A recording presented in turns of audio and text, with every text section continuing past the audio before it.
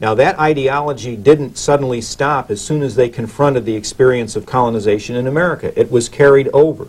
So there was a sense among the British aristocracy, who were now the governors of the crown colonies in British America, that if blacks were holding some individual whites in slavery or bondage, well, what the heck? These were, after all, poor whites, and this was their natural state.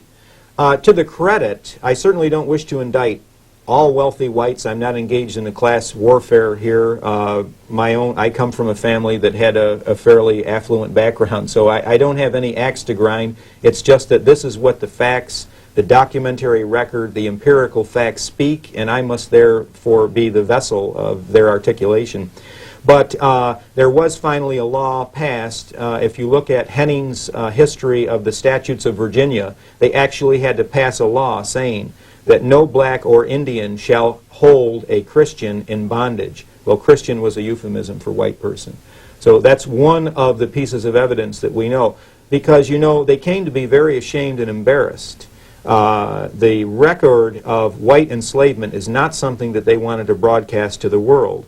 It was something that existed in a kind of an anomalous and ambiguous fashion, and one has to hunt these things out. Now, I'm not saying that it's something that was in code, but if we see a law that says no Indian or black shall hold Christians in bondage, we have to understand that these were people who were very reluctant to pass a great deal of laws. The people at that time felt, those who were religiously inclined, felt that the Ten Commandments were plenty of laws. If they passed a law, you can be sure that it was because there was a need for it. Mm-hmm. Now, why is this not being known more widely in America? Why is this being swept under the rug? I think that to a certain degree, Ernst, there is a function here of consensus reality that tends to prevail in human beings. I do not have a high opinion of human nature. And I think that humanity, more often than not, has a sheep-like, cow-like, bovine nature to itself.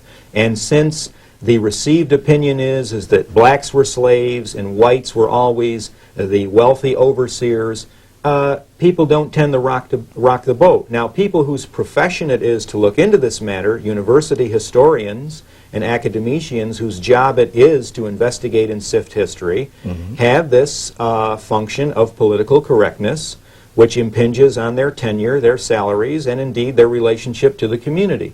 So if they begin to explore a politically incorrect area, then of course they may be subject to sanction. Secondly, we have a gigantic industry in the United States and in the West which is determined to limit black people to a slave mentality, to tell them you've been slaves, and the only way you're ever going to get out of that is to rely on the slave mentality of the socialistic welfare democratic system, which is going to subsidize your manumission ever further. Well, as we know, no one ever gets out of his own bondage by someone else doing it for you. It's by your own work that you bring yourself out of bondage. Because certainly white slaves were the ones who freed themselves by their own unruliness and their own rebelliousness. Unfortunately, in the chronicle of black history, we do have to adduce the fact that the Nat Turner Rebellion was one of the few great black rebellions in the South, along with Toussaint L'Ouverture in Haiti. There were very few. But there is this mentality to impose this, and of course then we have the Martin Luther King industry, the civil rights industry. So that represents a phenomenal weight, a huge weight pressing down on people.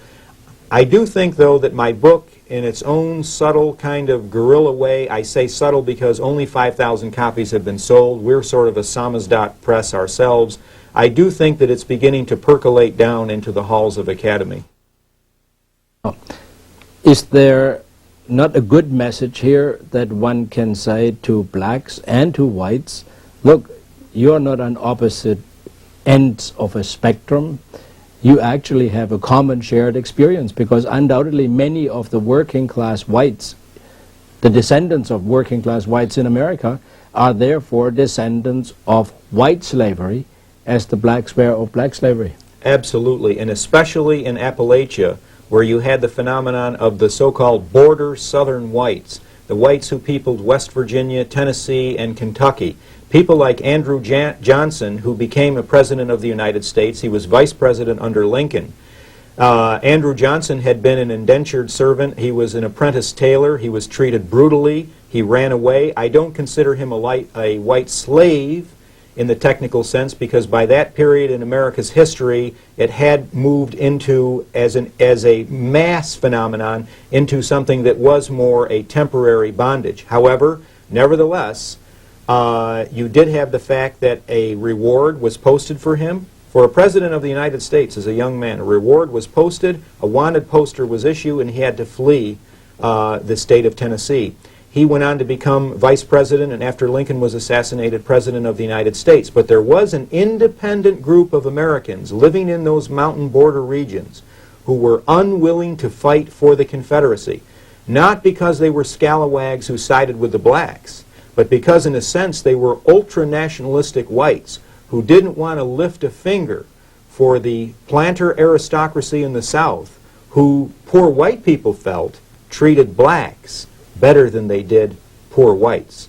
So yes, there is a unity and a common heritage not only between blacks and whites, but between all people on this earth in the sense of servitude. I certainly don't believe in a new world order or one big world, but I'm talking about in terms of this experience. And out of that we can understand that there has been a terrible distortion of history, and really an indictment of our historians for allowing this absurdity to hold forth, that there has been one race that has been enslaved more than the others. That may be the modern sense since 1840. It is certainly not the sense of the entire corpus of world history. In fact, the opposite has held true. Whites have been enslaved to the same extent or more than blacks. Mike Hoffman, a very interesting topic, a very unusual topic, and undoubtedly not very much discussed by the media that is basically bringing only politically correct subjects. I hope that people at colleges and so on will invite you, and I hope that people who see the program will go and get in touch with you. A very interesting, fascinating, sad, interesting topic. Ernst Swindle here for another Voice of Freedom.